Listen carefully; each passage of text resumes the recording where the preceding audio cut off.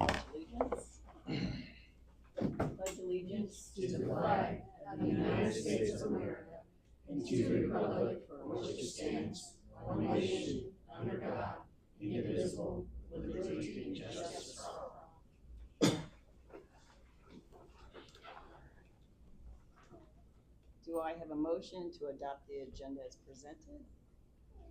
I'll make a motion to adopt the agenda as presented. Second.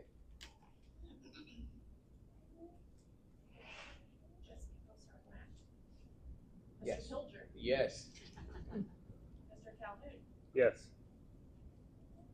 Ms. Brown, Yes. Mr. Williams, Yes. Ms. Stevens, Yes. Ms. Eckert. Yes. Motion carries 6-0. Next on the agenda is a Golden Apple presentation. I'll start. All right, Ms. Sheila, you're up first. Are they coming in? All right, come on. Can you stand like by one of those microphones? Stand over here? Yeah. Oh, by one of Right these? here. Okay, Yeah. we'll try. Should I lean down? I'm just kidding. I'm short enough. All right, so tonight we honor the retirement of Sheila Teague, Transportation Secretary, Queen of Grandbaby Drop-ins. Is this what it said, Grandbaby? Yes, Yes, yes. wonderful. Christmas caroler extraordinaire, and above all, a truly valued coworker. Sheila has been a steady source of kindness and support to central office. Whether she's wrangling the daily chaos of transportation and maintenance offices or sharing sweet baby photos of grandbaby Tucker, she brings warmth, joy, and calm to each day. Melissa Dyer-McKee, who has worked with Sheila throughout her 22 years in public education, shared, Sheila never meets a stranger and is a friend to all. If I ever need anything, whether it be a quick snack, someone to let me in when I lock myself out, someone to listen, or medication for a headache, she has always been there to take care of me. That's who Sheila is, always willing to help with a smile and a solution. Transportation Director Jennifer Fowler captured it perfectly when she said, Sheila is more than a secretary. She has been the voice of calm and the steady hand and the quiet strength behind so many successes. Her attention to detail, welcoming smile, and unwavering professionalism will be deeply missed. We thank you for everything you've done for Mexico 5-9. You will be missed, clearly, and we are excited for you to enjoy your time with your family ahead. Thank you. You're very welcome. So you have a golden apple and a Thank you. lifetime pass to anything. very All right? Thank you.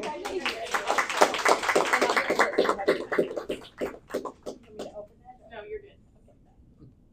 And why don't you do one with their family too? Yeah, that sounds great. Family wanna come up? And I'm going to hand you this. That way you have this. Okay? Thank you very much. welcome. You wanna hold that or do you wanna set it down? Do you want Jessica to take one of those? Oh, okay. I can send it to Sheila. Yep. You can send it. I'll send it to Sheila. Okay, that's fine. I mean, I can hold it. If you could move this way just a little bit, unless you want Troy in your picture too. Hey, Tucker. Tucker. Come here. Oh, baby. Smile. Hi, baby. Tucker. Thank you guys. I'll send that to Sheila.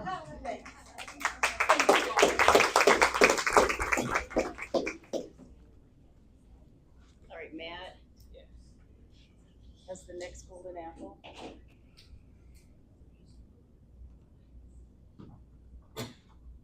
All right, Mr. Ricky Fox.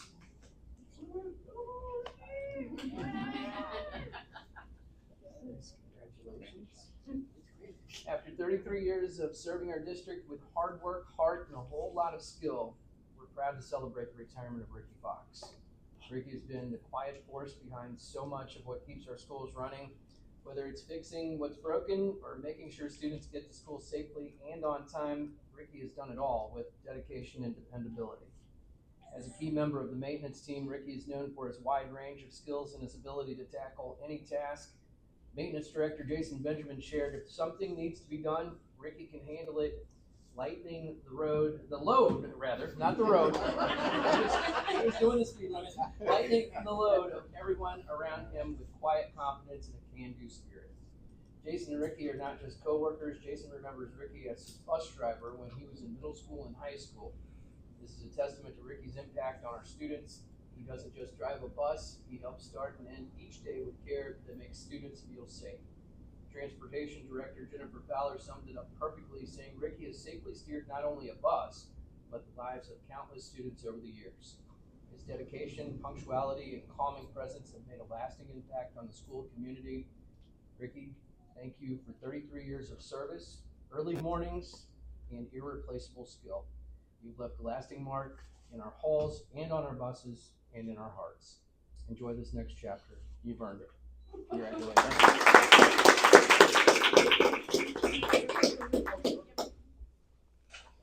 Yay, Ricky, yeah.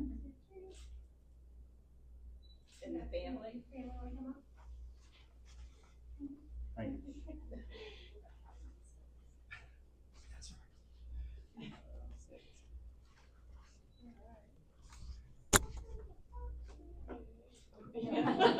It's been going through my head. Oh, thanks, Don. Perfect, thank you. On the Ricky song?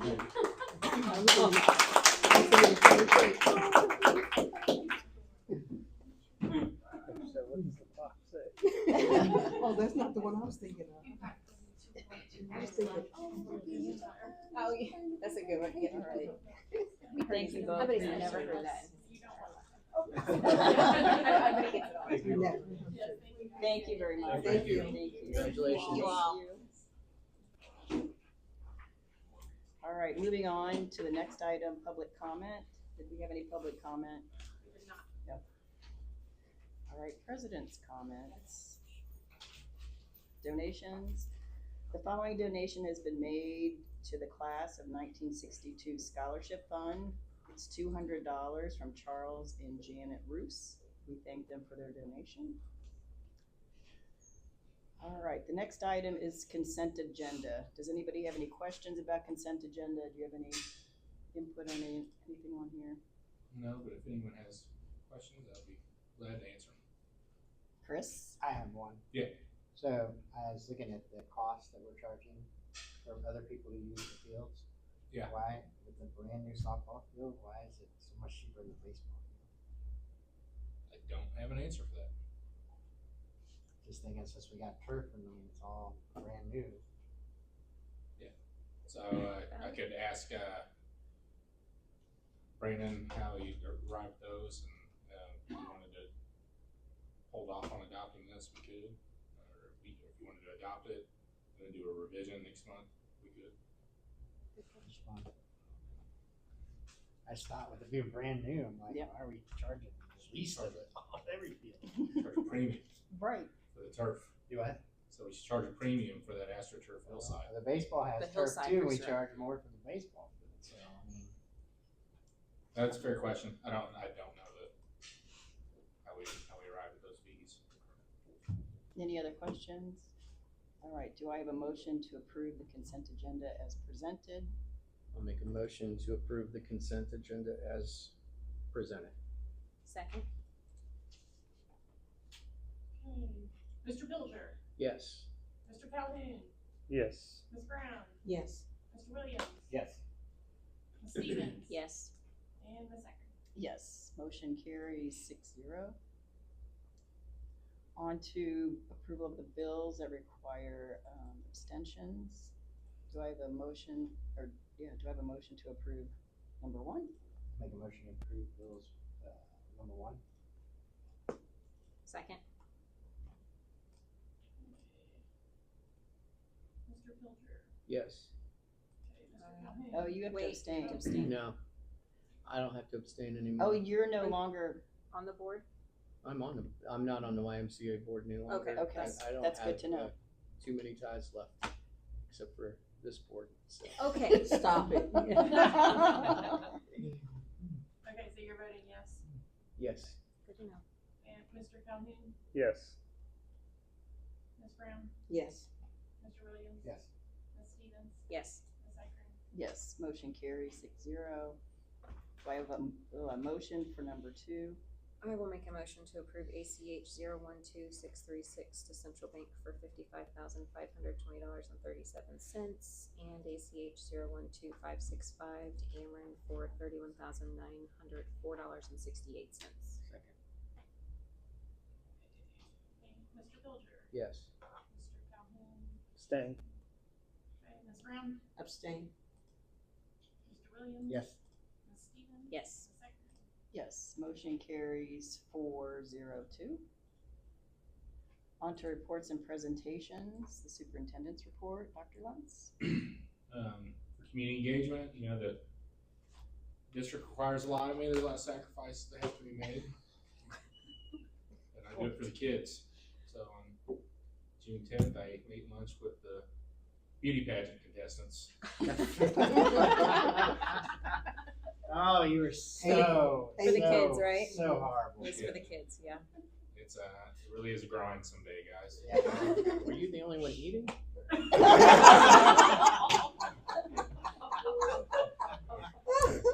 was, Dang. as a member of the Kiwanis, I didn't roll up. Moving on, that afternoon, Don and I took a tour of the district, and we were on the roof and everything, and took pictures of all the ongoing construction and projects. So Don is working on the story for the Ledger. Some of the things that we saw for facilities. Right now, we don't have anything that's behind with the contracted substantial completion date, but I think everybody needs to be aware of what's going on, and probably should over communicate a few things. Middle school office, the demolition is complete. When people walk into the middle school now, or when we're on the other side of it, you can come in that lobby door and there'll be a transaction window. Like right now, once you get buzzed into the middle school, you pretty much have free reign of the building. There's access control to get into the lobby, and then there's access control to get from the lobby to the rest of the building. And then there's also a transaction window, so if somebody's just coming in to drop something off for their kid, or it gives you a little bit extra time to screen somebody, and I think that'll be good for our kids. It's gonna be a little bit of a tight schedule in August. I do believe that they'll finish by August 8th. Then we have to reload all the furniture and be ready. This school starts rolling pretty soon as far as getting lockers out and open houses. Roofing and HVAC. I say the roofing contractors they're making more than steady progress. They're about to the part where we're waiting on some crane work. Supposed to. Last I was told, the crane was scheduled to be here on Thursday, so we'll have kids in the building, and then they're gonna start loading up the HVAC on the roof of the high school. The substantial completion date for the roofing at Eugene Field and the high school will be August 8th. So they had it stripped down to the decking, and if you want to see pictures of the decking of the roof, I have them on my phone. It's not what I expected. It's like wooden planks, not On the roof? not metal decking. Like the guys that put the wood planks down for the decking might have cut down the trees with like a crosscut saw. It looks like built to last, you know. Okay. But it's in really good shape, probably because by this time it's petrified. Playground, pea gravel from McMillan, Eugene Field, and Hawthorne has all been removed. New equipment for McMillan should arrive this week. They will have to pour some footers. It takes some time to assemble the new playground structure at McMillan. And then they don't have the crew that comes in and does the pour in place surface. They don't arrive until McMillan's ready, because they roll in, they do all three playgrounds, and then they roll out because they're scheduled to be someplace else. So we've got like 2 inches of gravel and 6 inches of rubber, and they're like rubber pellets. They just mix it in with a resin. And I'm kind of interested to see how it all works, but it's good to have the old playground equipment gone from McMillan, and it'll be good to be. The insurers want us to have like there's a maximum height from the bottom of the slide to the playground surface, from the swings to the playground surface, and you just can't maintain that with mulch or pea gravel because it gets we'll have that maximum height, and it's gonna look really sharp too. Something I probably need to over communicate, this will not be a surprise to Joyce, because she's our kitchen manager, or food service director, but the kitchen at the middle school completely demolished, jackhammered the floors out. There's grease from the 70s that was in the floor. We removed all the plumbing.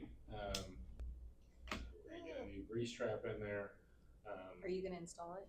No, I'm not gonna install this one. I'm gonna let the pros handle this. Thought I'd ask. Yeah, I do appreciate you bringing that up, because I was pretty proud of my grease trap job I did at Morburn. And they just recently passed a bond issue and hauled my grease trap off. No legacy is permanent, I suppose.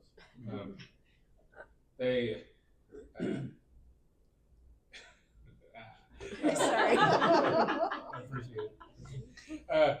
But that kitchen is not gonna be complete until the substantial completion date for the kitchen is in December. So we're prepared to serve food as best we can, but there's no way you're gonna get that much work done before school opens. Same with the middle school addition. They're gonna begin to bring the site to grade if it can ever dry up out there. The substantial completion date for the middle school addition for those classrooms is gonna be in December. I think the next one, probably need to make sure everybody's aware. We'll have a concession stand that'll service the soccer field and the tennis courts, and it's going to provide a much-needed concession stand, restrooms, and storage. But that concession stand will not be complete by the time the fall soccer season opens. So it'll be fun to watch it come together. They're confident they'll be ahead of schedule. And that's at the high school, right? At the high school. Yeah. Tennis court, site prep for the tennis courts beginning soon. Lights are not part of the scope of the work. After talking to the engineers, they want to set us up to where it's easy to get lights to it, or easier. We're going to put what they call a future sleeve. That was a new term to me. Through the sidewalk. If we need to bring power from the high school, we're not confident. There's 100% confident there's enough power to pull from the high school down from the south to the north. But if there is, we can run it through there. The engineers, after some talk, we were talking about putting a future sleeve in the retaining wall. They believe that probably the recommendation would be to put the lights outside the retaining wall at the four corners and not put holes in the post-tension concrete. So if the power came from the west, I believe, get a little turnaround, we could do that. So we're not trying to do anything that would prohibit us from getting that going. So the tennis courts would not be ready for the girls' season. They would be ready in the spring for the boys' season. Then another item for this is not bond related, but it's facilities related. We have a posting for bids. The school district, like a lot of property owners in town, has a lot of dead trees, and they present a hazard and they're unsightly. So we're gonna start with trying to remove 15. We've identified the 15 trees that we think are most problematic. We have had calls on that, so I hope to bring a bid to the board next month to start getting those trees down, because they're a nuisance. School finance is always kind of a roller coaster. The Audrain County Commissioners are having significant pressure put on them by the Missouri Tax Commission to increase assessed values 12 to 14%. That's quite a hike. That's not going to result in 12 to 14% more revenue for the school district. And at this time, it's uncertain what that will be, but likely we will submit when we get our assessed value. The process is you get your assessed value from the county assessor.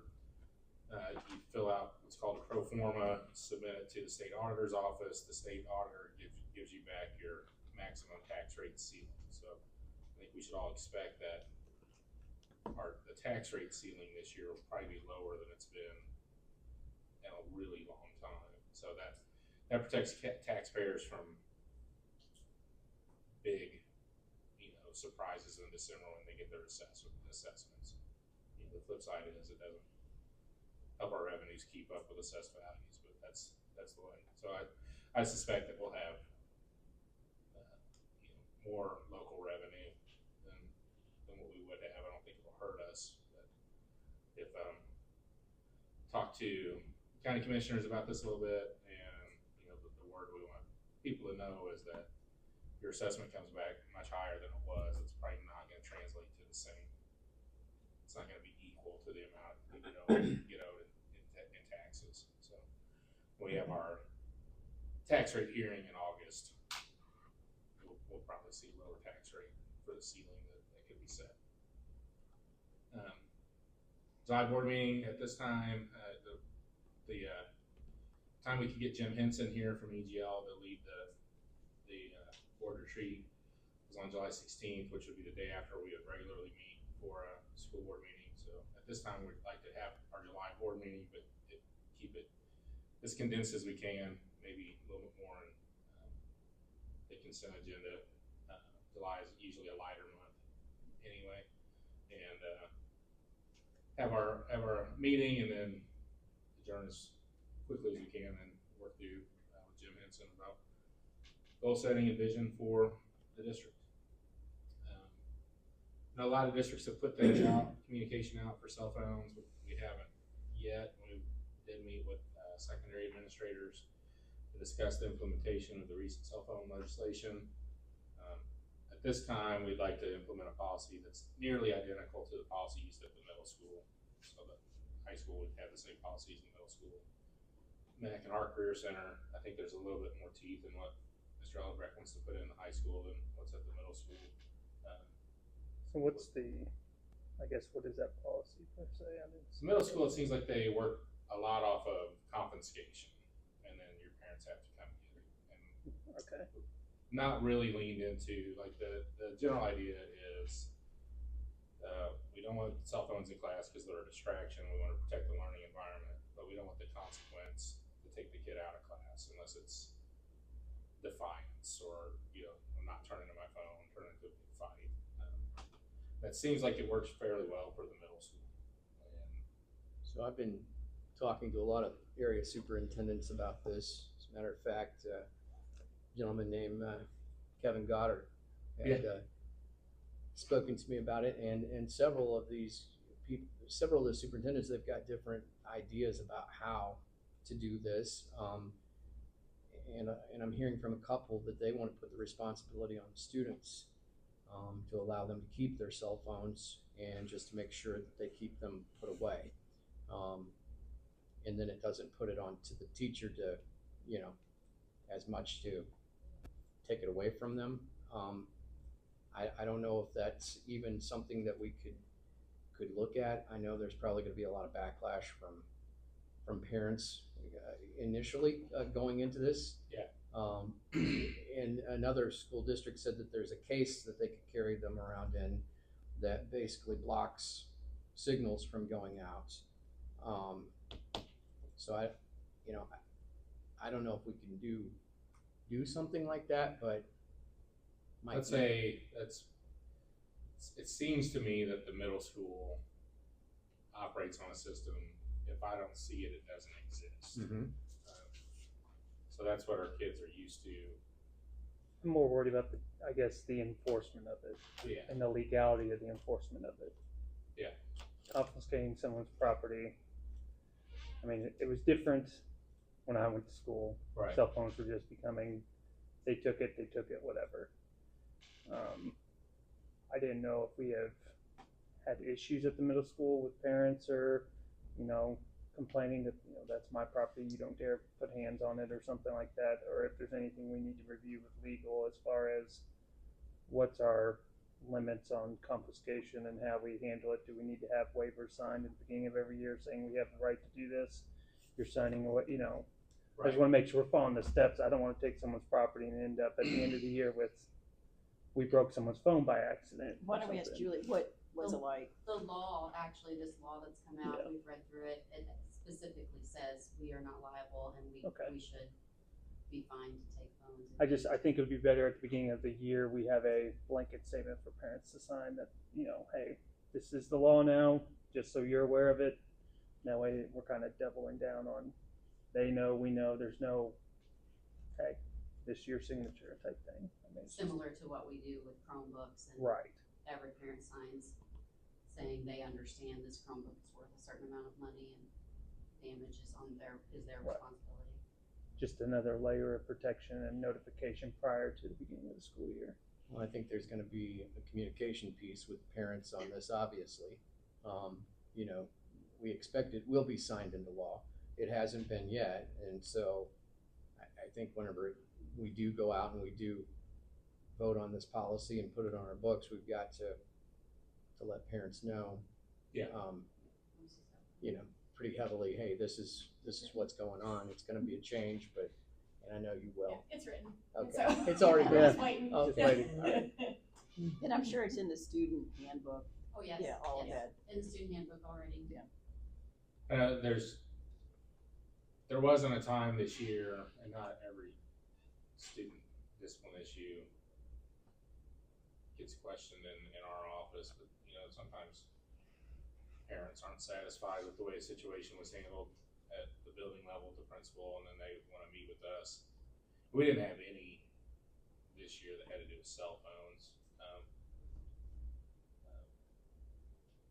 I'd say our policy, what we're considering probably is not as punitive as some of the others that have been out there. Like I've seen a lot of policies where it's like almost this kind of prediction of what the consequence is gonna be on like the 7th offense, and then there's out of school suspension. Hopefully there's some leniency there. Yeah, we're kind of, I'd hope we're treating the high schoolers like adults, like we're trying to train them to be. It's just a matter of when you get the one that doesn't want to listen, how do you hold them accountable? That turns into defiance. yeah, when it starts to turn into defiance, and we feel like that's a different part of the student Yeah. conduct. The whole goal of the middle school's policy has always been, we want kids to be able to concentrate on the learning in class because the addiction is real. They Right. can't concentrate because they have their phone. So I'm assuming that's the goal of the law.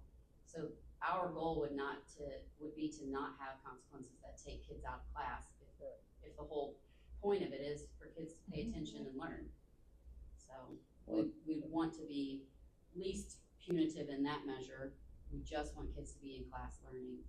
And if it turns into the defiance and the opposition, that's when we would have consequences that might lead to out of class time. And it really shouldn't be a shock because you're coming from middle school to high school, so they've been in that Right. rural Yes. spot Yes, before. my child is going into the high school, so the expectation of him Right. would be do the same thing you did. Right.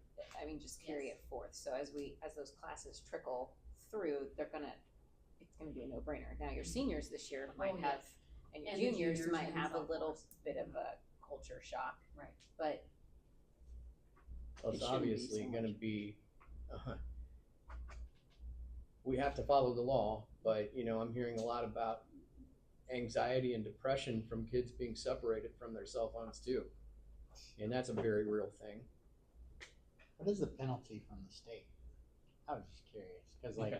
I haven't heard anything about, it's just like the state said do this, but it's like, okay, what? I can't find a finalized draft yet either. Yeah. So I think you could ask the same question about It's not many signed of our yet, statutes, right? especially the ones that Yeah, apply to till school July districts. 1st to sign. Like this, school district shall adopt a policy regarding Well, I just, XYZ, and then what's the consequence, you know, if you don't adopt the policy, or with enforcement, or, the high school already has a policy. Yeah.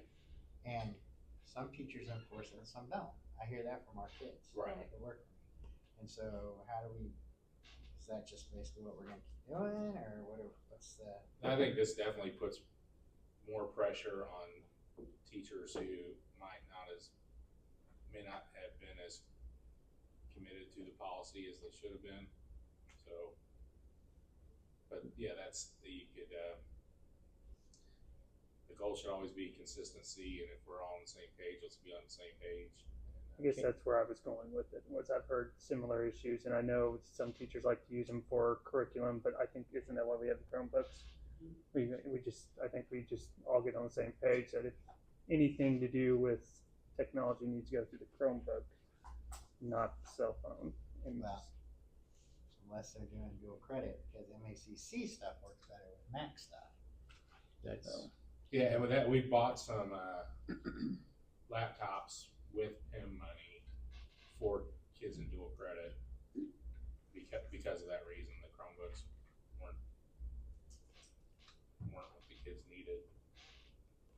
yeah, getting consistency along with the staff would definitely be a point of emphasis at the beginning of the year. And feel like just some of the internal communication I saw through the high school this year, there was,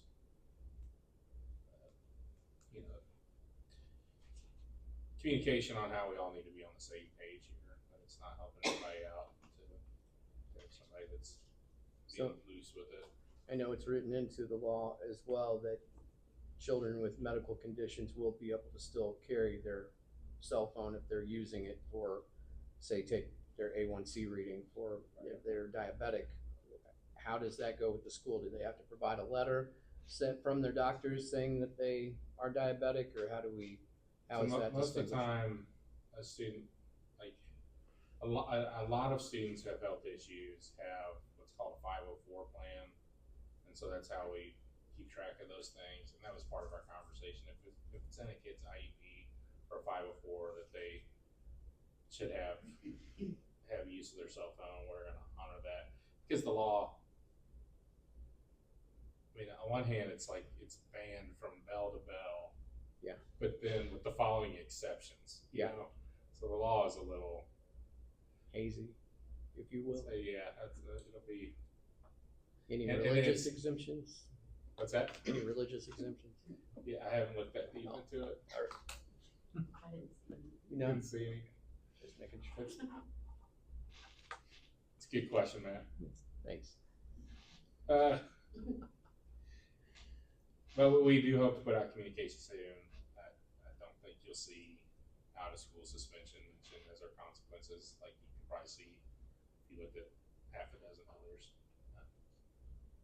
Another thing I wanted to highlight is CTC was able to help us offer a digital kindergarten readiness platform to families through Waterford, and we had 20 families register for that, which was the last time. So I hope more families take advantage of it.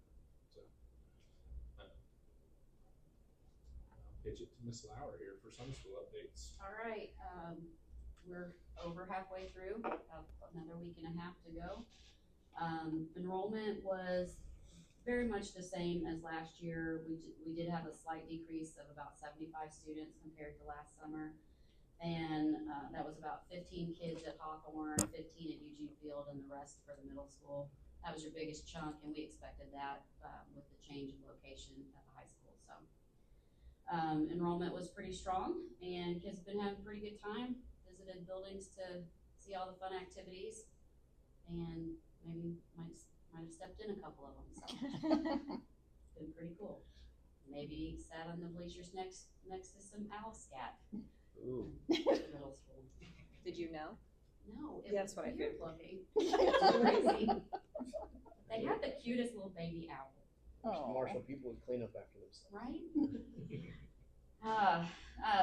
Last month I mentioned briefly that we were receiving a grant through the state and for literacy at the middle level, and it's really exciting. We got to dive into that over the past month. It's a $20,000 literacy grant for the school to spend on supplies, materials, and training, but it encompasses so much more that's not given to us in a dollar amount. There's a company called TNTP, which those letters don't really stand for anything. I asked. It used to be the New Teacher Project, but that was like 15 years ago when they were first founded. Now it's really just TNTP. But they're a nationally recognized organization that work with education systems, and so we have a gal that came to us from Florida the other day and worked with our team from the middle school, and we started building a comprehensive building level literacy plan, and we wrote some goals and established some priorities for achieving those goals. Mr. Louder's working the rest of the summer on plans on how to roll this out to his staff, and we'll be looking forward to the coaching, the PD, and the regular check-ins with the the team from that company to make sure that we're making some progress towards meeting our goals.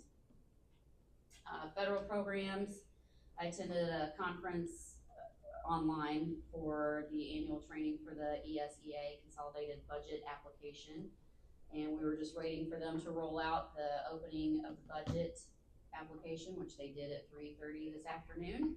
So Ms. Malone and Deanna and I will be jumping in on that over the next couple of weeks. It's actually due July 1st. So we'll be diving in pretty heavy on that. We have made some changes to our title services based on the advisory panel's advice and budgetary needs and our student achievement data. So we have hired a full-time elementary math coach to support our teachers in delivering more effective math instruction. This will help replace the services that Elaine Hansen provided. She was a half-time math coach. And so now we're excited to have a full-time person, especially with the rollout of our new math curriculum. We're replacing the district attendance coordinator position with an additional elementary social worker. So our plan is to have a full-time social worker at Hawthorne, a full-time social worker at the Eugene Field, and then we'll still share Kelsey at middle school and high school.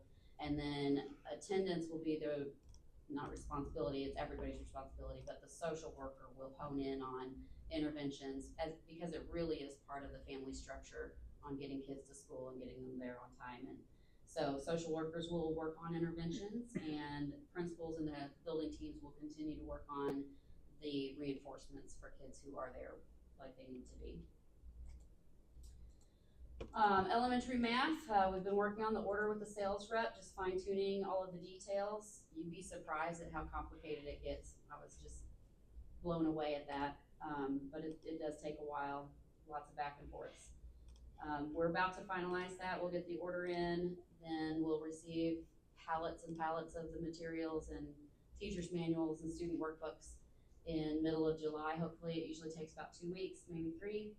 And our plan is Mrs. Lentz, the new instructional coach, and I will offer intro sessions, optional, to any teachers that want to come in and pick up their manuals and their workbooks and materials. And we'll open up this room and let them come in and hear a little bit more about it before the formal training. We have 2 formal trainings scheduled. One is for the math team, and it's called LEAD. The math team, which includes the principals and the instructional coaches. And then we have the formal training for the teachers called TEACH. So we have those planned for late July, and then on one of our building PD days back to school in August. For elementary literacy, we kicked off our year of writing curriculum review with a book study session. We're reading The Writing Revolution, and it explains an approach to teaching writing called the Hockman method. It's not an actual like a lesson plan type thing, it's an approach, which you'll see a lot oftentimes when you teach written language. So we're excited to continue reading this book, and we'll also dive into several other writing curriculums as we're working through this research and review process this year. Is that it? Any questions? This new math, does it start in first grade? Is it first Kindergarten. kindergarten through 5th? Yes. Does it make sense? Yes. Well, So 1 plus everyday 1 is math 2. That's was all that matters. what's called It's a valid question. Some It of the is homework valid. we get sent It home, is. you can't understand the instructions. Yeah. As a parent and someone with an engineering degree, I can tell you I felt dumber in my life than I have last time. It's new math. It's interesting. So it will still teach some different strategies to come up with the answers, just so we're teaching kids conceptual reasoning, not just rote memory. This is the strategy that you have to use to get the answer. It's all about understanding number sense. But everyday math was called a spiral type curriculum, where it didn't focus on mastery of a skill at once. It introduced a skill and you practiced it, didn't necessarily master it, but then it was introduced several other times throughout the year. Whereas Eureka Math Squared is a mastery-based curriculum. So we will teach a skill until they learn it, and we will assess them and make sure they learned it, and then we will move on to the next set of skills. Is there any kind of, I guess, assistance for parents at home with Yeah, there's a whole digital piece for teachers. They can print off worksheets, they can print off parental support letters, send those home at the beginning of every unit. Here's which kid's gonna be learning this unit, and yeah. That was one of But our they don't pieces have that that for we the researched to make 95%. sure it did. I'm sorry, But they don't have that for the 95%, right? 95%, no, With the reading. Right. They don't have that. correct. Which would be nice for that too, so. it's a little different beast when you're teaching phonics. There's 5 components to reading, and they're all swirled into this rope. So it's a little bit different beast when you're trying to teach parents how to teach reading. Whereas with, Well, if it's the same way of printing out stuff they could do at home, even if you just print it off worksheets, that's what they're doing at school. They're doing it in their book, so, just so I guess the parents can know, and be able to help what they're doing, but. okay. Any other questions? All right, moving on to new business. Anything you wanna say about the audit? Financial audit? No, we're required to get audited every year. We're happy with the auditing service that we have and like to continue using it. An independent auditing service, An correct? independent auditing service, and they are very thorough. We learned that this year. And you've got a clean slate with this one, all right. Yep. Do I have a motion for the approval of the financial auditor for years 25, 26, 27? I'll make a motion to approve Graves and Associates as the financial auditors for years ending in June 30th, 2025, 2026, and 2027. Second. Alright, Mr. Pilcher, Yes. Mr. Calhoun, Yes. Ms. Brown, Yes. Mr. Williams. Yes. Ms. Stevens, Yes. and Ms. Eckert. Yes, motion carries 6-0. Anything about trash? Nope, we are happy with our trash service, and we did solicit other bids, and this is who we'd like to stay with. Perfect. We gotta get the trash out. Do I have a motion? I'll make a motion to approve the bid to award the trash disposal to A&A Disposal Company LLC. Second. Mr. Pilcher, Yes. Mr. Calhoun, Yes. Ms. Brown, Yes. Mr. Williams. Yes. Ms. Stevens. Yes. Mrs. Eckert. Yes, motion carries 6-0. Anything about computing system? You want- This is just part of an overall trend to, I guess, store things in the cloud, to have a virtual server, so you don't have your servers, which are, subject to power outages, getting hit by a tornado. So that tends to grow every year, the amount of web hosting needs done. So, and I'd like to get locked in with these because the rates only go up. That's within budget. Anna does a really good job of keeping our internet running, and she is very patient with me and explains what these things mean. I don't always do the best job of retaining the knowledge, but it's one of those things that's in the background. Everybody expects the internet to work like it's magic, but it takes talented people and it takes investments in the infrastructure to make sure that we can do what we need to do. Do I have a motion to approve? I'll make a motion to approve the bid award for the scale computing system to SHIP. Second. Shit. S-H-I. You know it's gonna come out wrong. Mr. Pilcher, Under- Mr. Calhoun, Yes. Ms. Brown, Yes. Mr. Williams. Yes. Ms. Stevens. Yes. Ms. Eckert. Yes, motion carries 6-0. Shit. Does YouTube do like auto captions? I hope it does. We should be doing that, yes. Yeah. I don't know if we We're should. going to have to change to that in 2025. This transcript's gonna be great.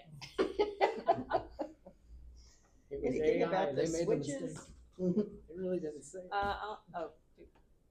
you have it's just, anything to add? no, nothing to add. If you don't have a replacement schedule for technology, you end up having to do repairs at the last minute, and everybody's grumpy while the internet's down. So it's important that the switches work correctly. Do I have a motion for the approval of network switches? I'll make a motion to award the bid to SHIP for network switches installed at the middle school. It's the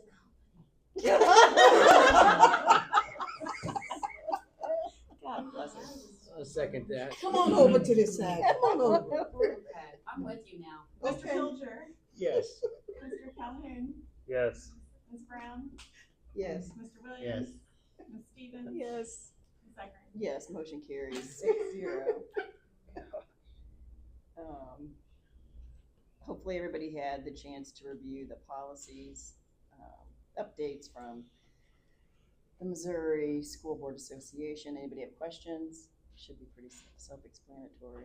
I just want to say that I really appreciated Katie sending over the video to Yeah. us with it. That kind of gave it a layman's breakdown Yes. of the info. That was great. I didn't see a video. Yeah, Bring all that stuff. our lawyer. You gotta look at the little blue links. Oh gosh, what was her name? Goldberg. Goldhammer. Goldhammer. Yeah. Yeah. Susan. Susie Goldhammer. Yeah, she did a video, broke it down, so that was great. I mean, my only question, I guess, would be, I'm assuming we're already doing criminal backgrounds. So, to me, it seemed like we're mostly in compliance. We got 3% gifted, and we already got a gifted program, so we don't, Yeah. we're not worried about anything. And with our own employees and with the contractors, they send me the background checks for their guys, so with their bond work, those folks get background checks. And volunteers as well. Do I have a motion? I'll make a motion to approve the 2025B policy updates as presented. Second. Mr. Pilcher. Yes. Mr. Cuddy. Yes. Ms. Brown. Yes. Mr. Williams. Yes. Ms. Stevens. Yes. And Ms. Eckers. Yes, motion carries 6-0. Anything you want to say about the strategic plan? No, I just appreciate everybody that took surveys, that sent out surveys, that attended the community meetings. I think the overall, I heard that we wanted to be a little more briefer, a little easier to understand. The state doesn't always make it easy to have a format they want you to follow, so most of our goals are written according to that format. Like to get feedback over the next couple months, because I think maybe put this final adoption off to August, when we could have a little more time for the conversation. But wanted to include, current reality. Our academic data shows room for improvement. We don't want to be earning 71% of our total points, but that is an improvement. We're on a positive trend, and then I also wanted to speak for our kids, so to speak, and capture the enrollment with data we have here, because we're not the average school district, and our kids don't have the average challenges, and our teachers are working on that. I think our kids learn every day, and none of this data should be an excuse. It should be motivation to do the best we can. So there are goals according to each standard that we have to have by the state. I'll just confess, there's a couple goals in here, especially around database decision making, that I feel like the state just hands you. You have to have these, so they did not come from an authentic collaborative process, but we have to have them. There are fewer goals, I believe, than what was on the previous CSIP. Yes. So, I guess, I was overall happy/impressed with the condensation and straightforwardness of it. I did have one question, concern. Is there anywhere for a goal based in how we communicate with the community, and also a goal based in discipline enforcement on kids? I mean, it's one of those, when you look at the building reports, sometimes you see kind of disciplinary numbers by certain buildings. Some buildings don't report it out. And it's one of those things that I think we hear back from the community a lot, at least I do, and from both teachers and parents, the concern that we have the ability to hold our kids accountable when they do something wrong. Not that we want them out of the classroom, not that we want to over criticize them, but trying to find a effective goal to teach the kids, you got to follow the rules. We're prepping them for the workforce. Right. So if they don't understand that they got to show up, which we do focus on, but when you're there, focusing on, got to follow the guidelines and the policies and be part of the solution, not part of the problem. I think I've heard from multiple sources concerns of, well, all I can do is let the kid go back to the principal's office, or all I can do is, this, and that, Right.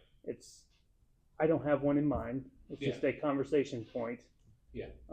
And then as far as communicating with parents, I think we've done a good job of reducing apps down to several of them, but they're still, even I'm confused at the beginning of the year on, am I talking on Parrot Square? Am I going, I don't remember the app on the Just wait till your website, kid plays high school sports. but you know what I mean? Where to look. And then it's like, hey, pay for this app just so you can talk to your teacher another way. Like, is there a way to kind of focus, and this may be for Marcy to answer, I don't know, you know, I don't know what the good solution is there, but that would be the only two things I did not see any kind of mention of that.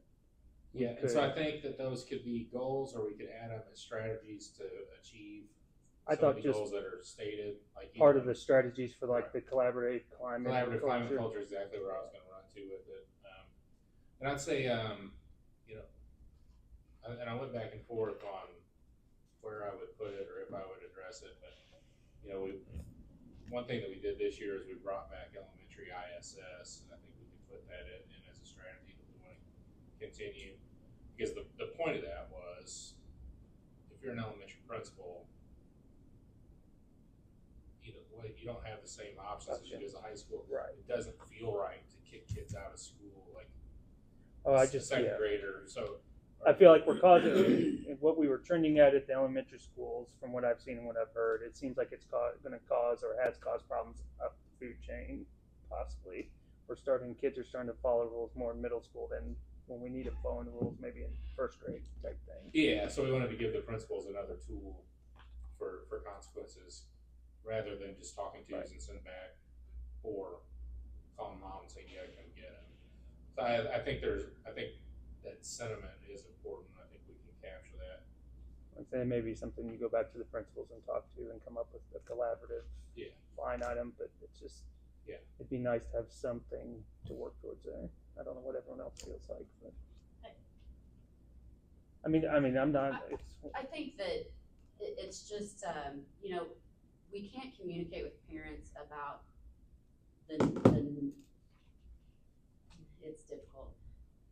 When parents call and want to know what happened to so-and-so for doing something to their child, we can't tell them what happened to them, but we do run the gamut of consequences for behaviors. You know, we have the lunch detentions and the after-school detentions and the in-school suspensions and out-of-school suspensions. And we run that gamut. But we also have students that go through, they're frequent cyclers through behavior, out of classroom, in the office, in trouble, back to the classroom, misbehavior. And so, you know, our focus really is on restorative and intervention, and that's where we bring in the social workers and the counselors, and we're trying to keep kids in school as much as possible to educate them. Right. Because we also have goals about academic achievement, and if kids aren't in classes, then it's. I mean, I guess, you know, I go through the gamut of, you know, being in elementary with my kids only. You try to look up handbooks and see what is a major, what is a minor, and all that. And maybe I'm just not good at the school website, but I have trouble finding that information. So then it's like, go back to your beginning of the year information, not really finding it in the packets we get. So that's where I'm talking about like communication, like, hey, these are what we do. These are our disciplinary procedures at the beginning of the year, getting handbooks updated, making sure they're updated, just like we do with our board policies. And then, you know, that helps hold parents accountable when they come in, kind of like, you know, they want to see footage. What's right here? Here's why we can't show you the footage. But on the other aspect of that, I think more than just I have heard of classrooms having to be emptied for one kid, you know, and then maybe we don't have a good solution for that yet, but we should work towards a solution where we're not, you know, we don't want to remove one kid from the classroom and stick him in ISS in elementary school, but we also don't want 25 kids leaving the classroom and not learning because one kid's. I think that's been a complaint for a long time, Right. but you also have to be very cautious about what you're doing with the kid whenever he's in the classroom and acting like that. There are certain laws that have to be followed, and you know, it has to be very specific. So, I mean, I think they're doing the best that they can whenever they're trying to protect the rest of the class and removing them from whatever's going on in there. Well, and then maybe we need a separate classroom to resume studies in. Then, you know, there's more than one way to skin the cat. Maybe we can't remove them from the classroom, but we can find another way to continue education for the other kids. But don't we have that ISS We room? have that ISS room. Yeah, there is a room, ISS in elementary school, And so kids are removed, right? And I And think it's not now the they're not principal's pulling office. every kid out because they have that room now, so they take that one kid out. What I would like to know is when there's an issue, I mean, as a parent, I would like to know, like, what was the consequences to that other kid? But you And can't, we don't, cannot. yeah, and I mean, truly, I know we don't get it, but it would be nice to know, because, you know, when you get somebody hit in the face with a ball, then what was done? Well, the same with if I get a call in this is the last 3 years. If I get a call, your kid was exposed to something. What was he exposed to? I can't tell you that. I mean, I understand there's regulations in that, but maybe I'm being too blunt. But why pick up the phone and call me? Because then I'm relying on a 5-year-old, 6-year-old, 7-year-old to relay the information to me of what happened. And there's got to be I'm not saying it's right or wrong. I'm saying we've got to come together and find a better solution to, and it may be, we have to talk to legal. Maybe we have to go to the board, committee and say, what solutions are out there? I think that's a lot of the frustrations in the community is they think we're hiding behind certain things. And I don't think we are. I think we're trying to follow the laws and regulations, but maybe it takes some creative thinking, but it'd be nice to try to at least sit down and create a committee and think about it over the next couple of years and get something going and practice to help. I can't tell you this, but this is what I can tell you, or have a standard form of communication when something happens, because nothing's worse than being at your job and getting a call and saying, your kid was involved in a serious incident today, but I can't tell you anything. So, I mean, I'm just trying to alleviate parental stress, We can work on that with our principals and make sure when they are communicating or our communication plan that we tell them as much as possible to Right. alleviate those worries. Even if it's a standard code, like your kid's fine, it was a physical act, they were, hit with something, but we've done this, there's got to be more than nothing. Otherwise, if there's nothing to tell me, then you might as well not call. Right. I appreciate you sharing that. Those are things we can work on.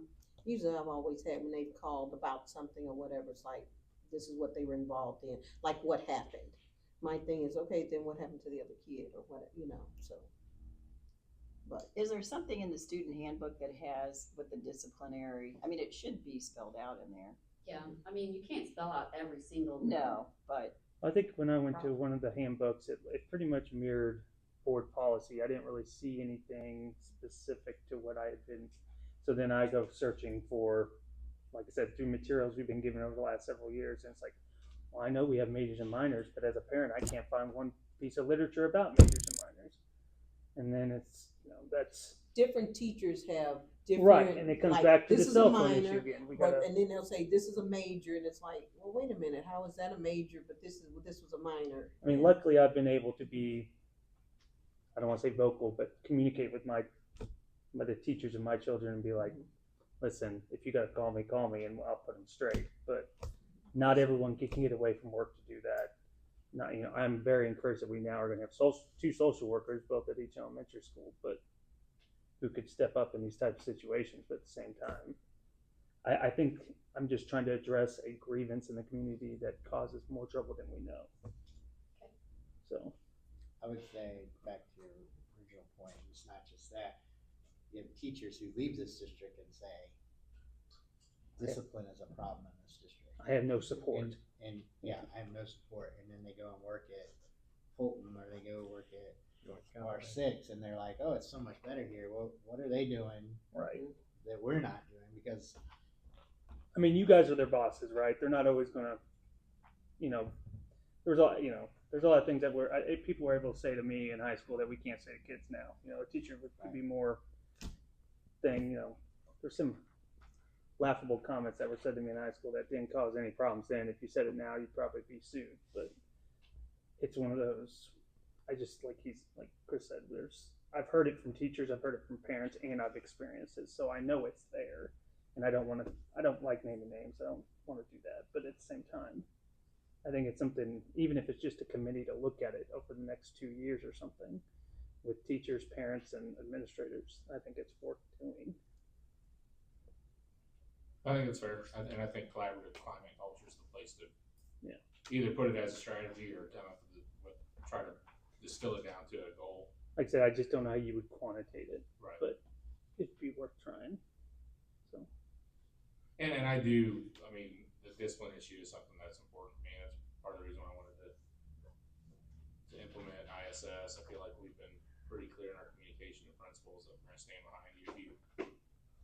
If you deal consequences and we get the phone call, we're gonna support you. I think the board has seen a little bit of that from time to time throughout the year. Yep. Our willingness to assign consequences. All right, so this is just our first review, so we don't need to vote. Yeah, Yep. yeah, that was my intention, is to All get right. this kind of feedback. Yeah, but I would say spend some time with it and write things down and forward them. suggestions. Yeah, so we Yep. can pull that together again and then go back to it. Any other questions, comments? All right, moving on to the budget. Bless you. Thank you. Amber, do you want to say anything about the salary protocol that you Yeah. put together? Yeah, so I'll briefly go over this. This document I bring to the board every year in June. It's something that we talk about through the entire year. Most of everything in here has already been approved, but I like to put it in one document so that it's easy for our principals and new hires and everybody. So I'll kind of go through this document. The first page just goes over any changes, which I'll talk about as we get to each page.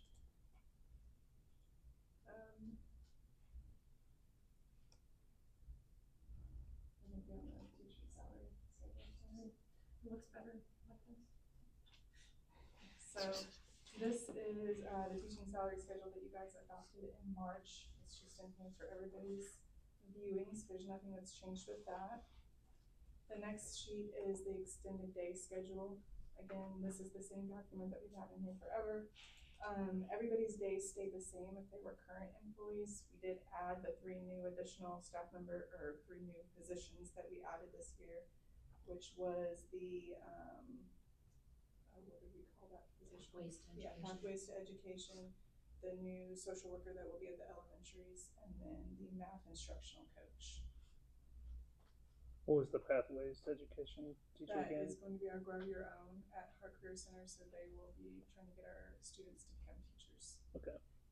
Yeah, that might have been before you came on board. I remember seeing it several times. I don't think I ever could find a description. So So the next one is the extra duty salary schedule. On here, we did make a couple adjustments. Our Special Olympics coach got an increase on theirs, and then we also added a second one just due to the number of students in there. We needed 2 bodies, so we did add so that there'll be 2 Special Olympics coaches on there. iReady, that position kind of changed and formed to where they'll be taking on this extra district instead of just one school, so we did increase that one just a little bit. I removed 2 project lead the way teachers, one from Hawthorne and one from Eugene Field. I really should have done that last year, they just got missed, and I didn't want to bring it back before the board, we just didn't fill them. So they were sitting there last year, but we didn't need those, so those 2 have been taken off as well. On the coaching one, this is 2 sheets, it's the high school is first, and then the second one is the middle school. We did increase the cheer coaches just because they were not in line with any of our other coaches as far as their percentage, so we just tried to bring those up to be a little more comparable. And then the middle school has had, over the last 2 years, they've had an uptick in their kids who are trying out for that program, and there was too many to have one coach, we needed to add an additional. So we added an additional cheer coach to the middle school. On the other staff pay guidelines, this is just where we kind of throw everything into a pot that doesn't fit into any of the other pots. Nothing on here has changed except for when you get down to the athletic supervision and gate workers and scorekeepers. Every year we usually bump that up $1 or 2. There's a Senate Bill 567 that's probably going to pass. If it does pass, it makes it to where school districts are required to hit minimum wage. We already do that anyway with anything that we pay our employees. However, these fell into the realm of that they were not quite hitting minimum wage if you looked at how many hours they were working. So I did update that to make sure that it's hitting minimum wage. So we're gonna have to update that again next year. No, I hit it, I At hit 15? everything for January of the next year. So we're hitting 15 for January of 2026 in July. So that we're updated already. The next one is support staff. This would be the only item in here that you guys have not approved yet. We have talked about it several times, but it has not been approved. That would be the increase to any support staff member. So they would receive, we are doing 50-cent increase to the base for anybody on this list, except for, there was a few positions that's listed on there. I won't list them out, you can read those on the first page, but there was a few that we had to increase $1. The reason for that, again, is for minimum wage. They may have only needed to be increased 50 cents, but we wanted to try to keep that decompression going throughout the salary schedule so that everybody's not making the same amount. So there was a few that hit $1 instead of 50 cents. And then our bus drivers are guaranteed to have an hour and a half for the morning and an hour and a half in the afternoon. So when you divide that out for minimum wage purposes, I needed to increase them $2. So they go up to. As far as any support staff member that is already working for us, they will have a 3% raise to match all the other raises that we've done. And what we've done over the last couple of years with the way minimum wage is working, that is they either get 3% or they will go up to the new minimum. So whichever is greater. So if 3% doesn't get them to the new minimum, then they would go up to that. So occasionally some people will receive up to $1 raise. The next sheet is our subs. I've called and searched and talked to every school district that I can think of in the area. Some of them are still in the thinking points of where we're at and trying to figure out what they're gonna do next year, but I think most of us here in Missouri are probably gonna be pretty close to the same.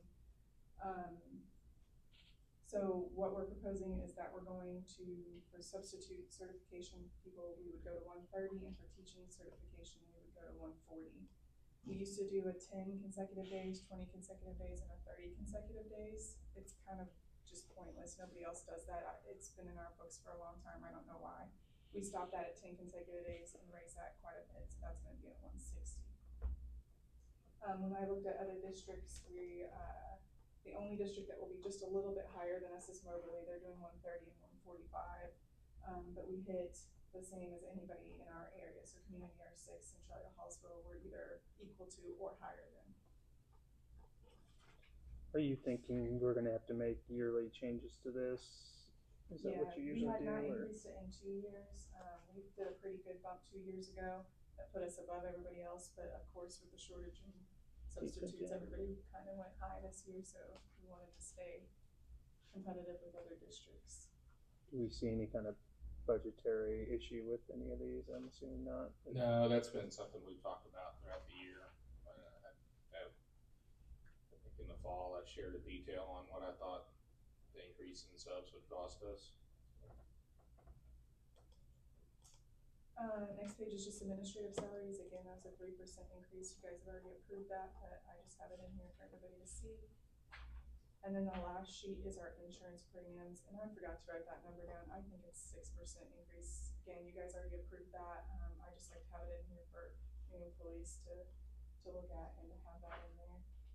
Board paid health insurance is $709.23. Yes. So that's it in a nutshell. Does any questions for me? No questions for you. I am gonna say, and I have voiced my frustration last year, I got a better way to put it this year. Why are on the salary schedule for extra duties? I cannot wrap my head around how academic stuff is not rated as high as sports stuff. You've got heads of departments that are getting half of what some football coaches are getting, and they're doing this job all year. Coaches are just doing it for a few months. I mean, I don't know what is the thinking behind that. Anybody know? I mean, is this the way we've done it for years, so we're just gonna keep doing it? Cause I just look at it and I'm like, I saw that with the heads and I'm like, we're paying chairperson half of what we're paying a cheerleader coach? What? Like, that doesn't even compute in my head. I think part of it is, and I'm not certain of this, but sometimes department chairs get an additional hour during the day. But it's difficult to ascribe how much. I mean, I agree. What you're saying is we need to value academics. We need to put some money behind it. You need to value academics. Plus, it's a matter of, like, I look at some of these things. These are year-long clubs and stuff, and they're getting half the money. Right. I'm like, these teachers are doing this stuff all year long, not just for a few months, but they're half or less than some of these sports things. There's nothing against sports. I love sports. Right. And all, but I'm just like, I keep hearing, like. I don't hear you saying that the coaches are overpaid. I hear you saying that some No, of the they're. academic I places don't are know what they make, but it's like I listen to Julie, every superintendent. We got to get the academics. We got to get the academics, and then I look at this and I'm like, what?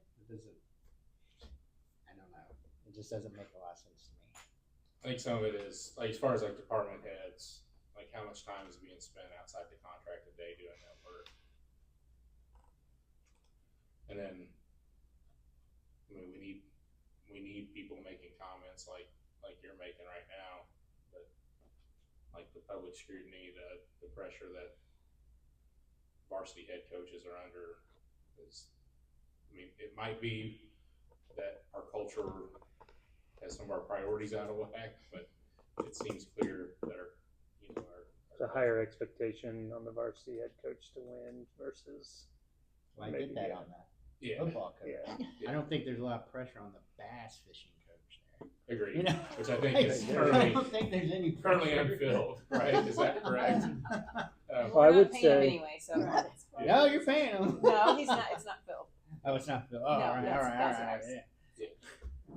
but I see No, what you're I saying. think it would probably work, and you did mention it last year, and I don't have anything new to share with you about it. But Well, I was new last year, so I didn't have the whole. I was still learning, and then this year I'm like, now I got a better feel of what. And I was serving as a volunteer at the GC last year. You're Yeah, you were. unpaid. I will also state that this is something that we know needs to be revisited.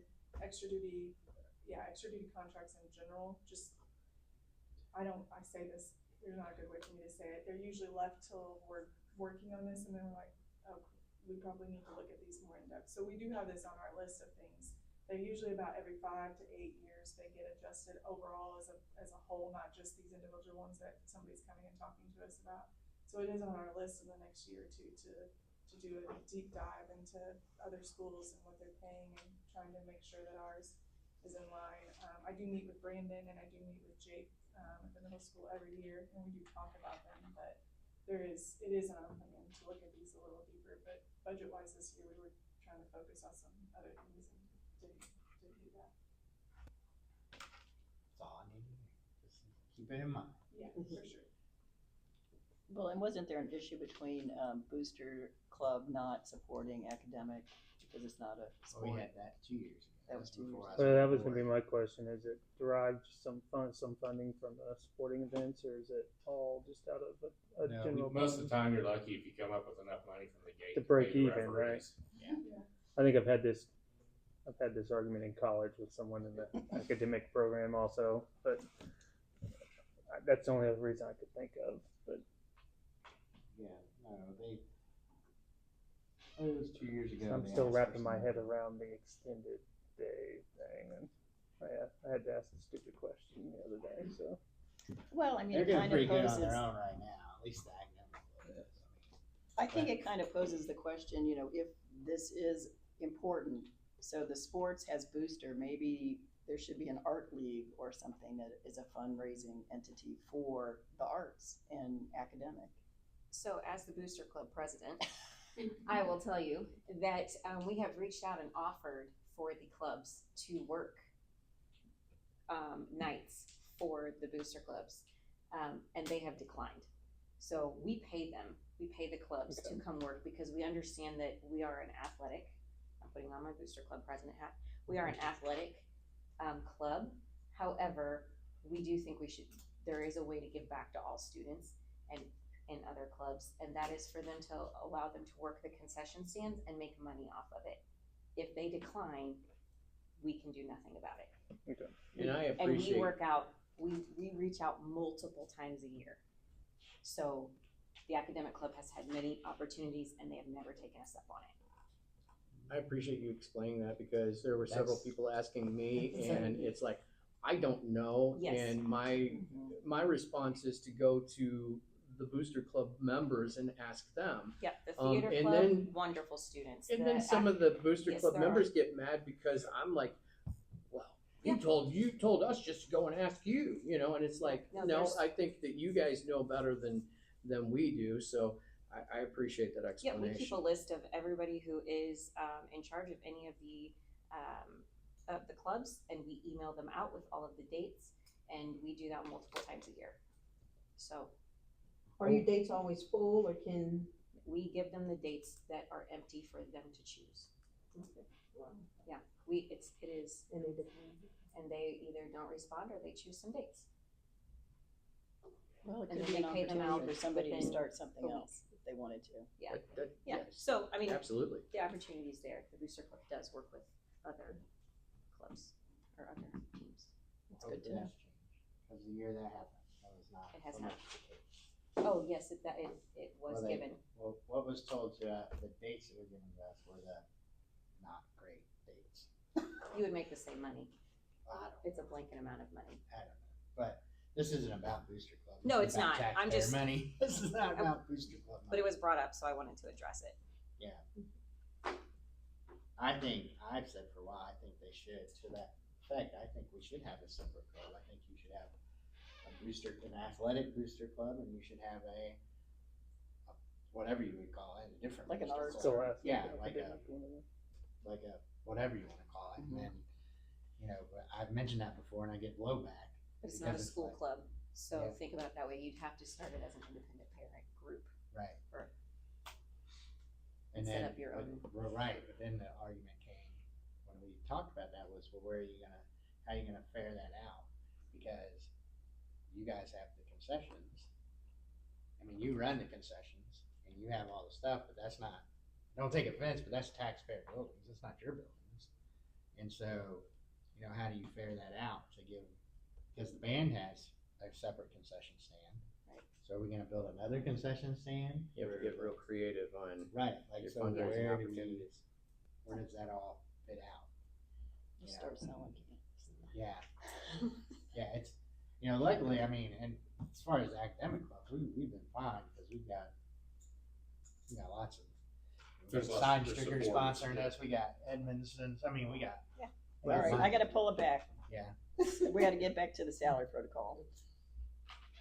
All right, do I have a motion on that?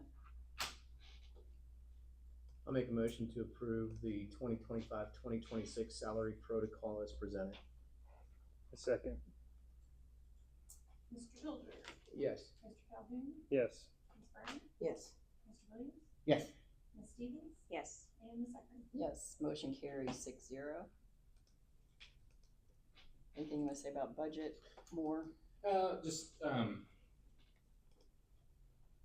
The budget message page is the same, overall the theme that we looked at last month, the theme is that the feds are stepping back. We do predict that, the feds are stepping back in a significant way. We predict that the state funding will improve a little bit, with the legislative session, moving the state adequacy target to 7,145. Also, being able to count our summer school for ADA should make a difference. I did include on page 2, is a description, which was requested last month, about what each fund does, the purpose of each fund. I thought I'd provide a little context about where we are. If you look at in 2020, the unrestricted fund balance was $9 million. Now it's $13 million. This year is not finished in the books. We had a deficit budget. I don't know if we'll be as much of a deficit as what was anticipated, because there were some federal funds that weren't drawn down last year that weren't in the budget. We drew them down this year. But for us to try to get between 20 and 30%, it's probably going to look like about $8 million in the bank. But how do you get there without it being a runaway train? I think there's a lot of districts that would love to see their assessed value be as steady as ours. 2021, we're $20 million of assessed value. 23 now. Our enrollment is fairly stable. Those are all positive indicators. Page 3, I provided a graph. It just hammers home again. 24, federal government provided 20% of our revenue. Next year, it'll be 11%. That's pretty solid. We don't, the prediction for state revenue is that it'll grow. That's off of projections, and the state actually has to collect the money and disperse the money. So, then my fund. First you have revenues. Where's the money coming from?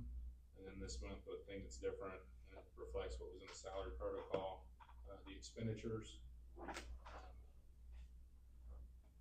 I did highlight on page 7, I think it's worth looking at again as far as revenues. We had $4 million in ESSER revenue in FY24. We pulled down 1.1 this year in ESSER revenue, and there's no more ESSER revenue, so it's 0 for next year. Expenditures begin on page 8. We've got $17 million scheduled in instructional expenditures, and $23 million scheduled in non-instructional. A lot of that is bond. So the budget next year's deficit budget, a good chunk of that is in our capital improvements with our bond as we spend out. So I feel like try to discuss it as we've gone along this year. If there's any questions, I'll be glad to do my best to answer them. So we're not deficit spending on school side of things. No, I believe the deficit for, in the way to show that, if you look on page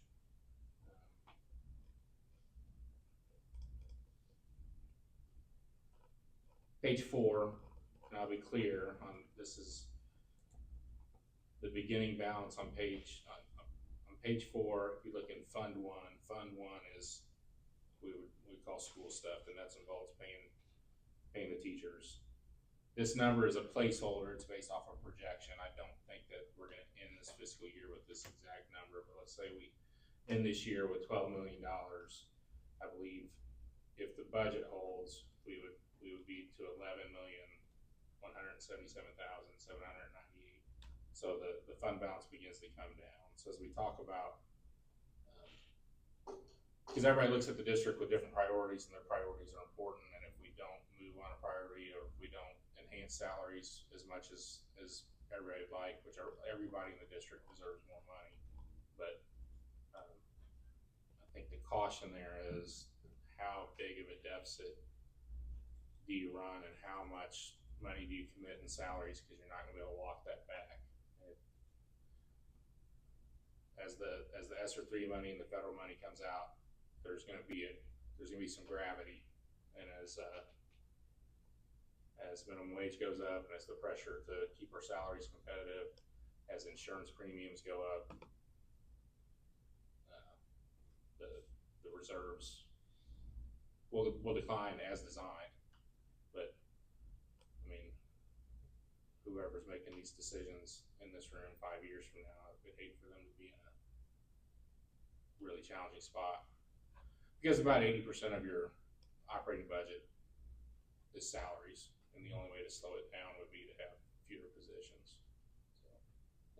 So under Fund 2, when you show revenue there, what is that derived from?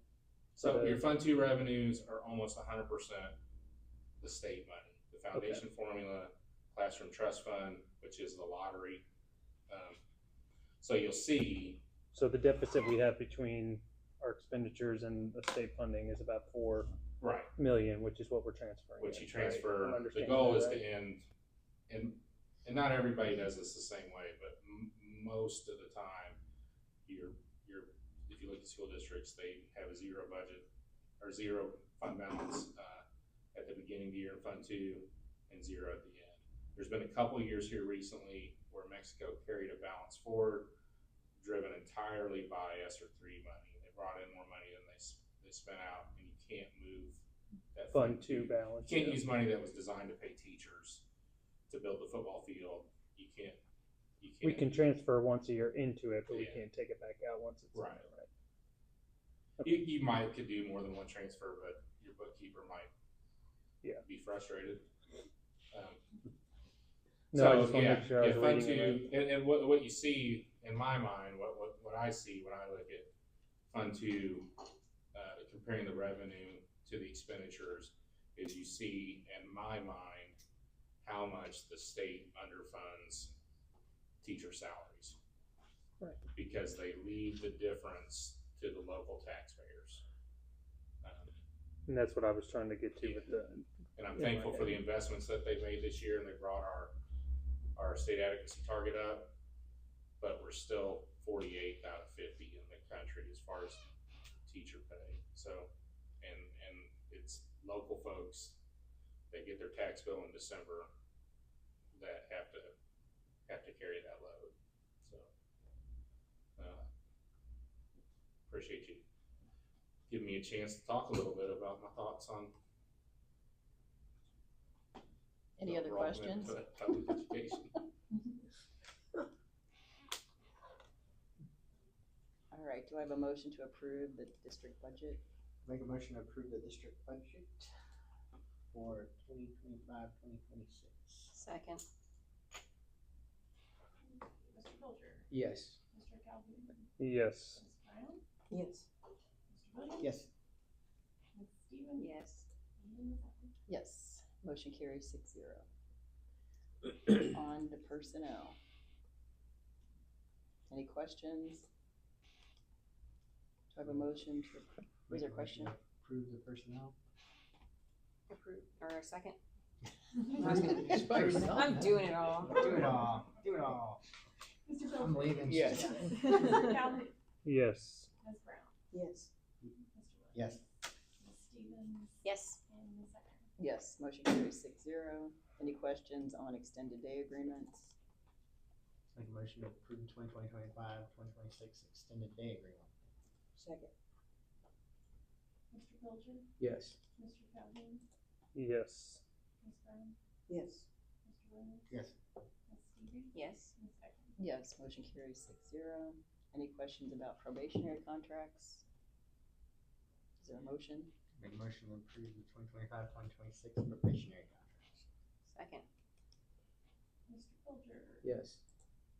Mr. Calhoun, Yes. Ms. Brown, Yes. Mr. Williams. Yes. Ms. Stevens. Yes. Ms. Eckert. Yes, motion carries 6-0. Any questions on professional contracts? Do I have a motion? Make a motion to approve 2025-2026 personal contract, professional contract. Second. Mr. Coulter, Yes. Mr. Calhoun, Yes. Ms. Brown, Yes. Mr. Williams. Yes. Ms. Stevens. Yes. Ms. Eckert. Yes, motion carries 6-0. Any questions on informational personnel? No action required. My only question for it was why is it informational only? I guess I should have asked it. It wasn't on We my don't have list. to vote on it. Well, I know, but I mean, what makes it where we don't have to vote on certain? Well, I know, It's resignation. I guess what Someone's makes a food resigning. service worker different than the other positions? Mostly it's Oh, contracts. This is Right. only resignation, so you, Okay. yeah, no contract. We're not breaking a contract. Oh. Okay. Yeah, they're not on contract. So we can't tell someone that can't quit. I'm just asking. Really? All Yes, right, If only. do I have a motion to go into executive session for personnel? Make a motion to go into executive session pursuant to Missouri 610-021, section 3 and 13 personnel. Second. Mr. Coulter, Yes. Mr. Calhoun, Yes. Ms. Brown, Yes. Mr. Williams, Yes. Ms. Stevens, Yes. Ms. Eckert. Yes, motion carries 6-0. We're going to executive session.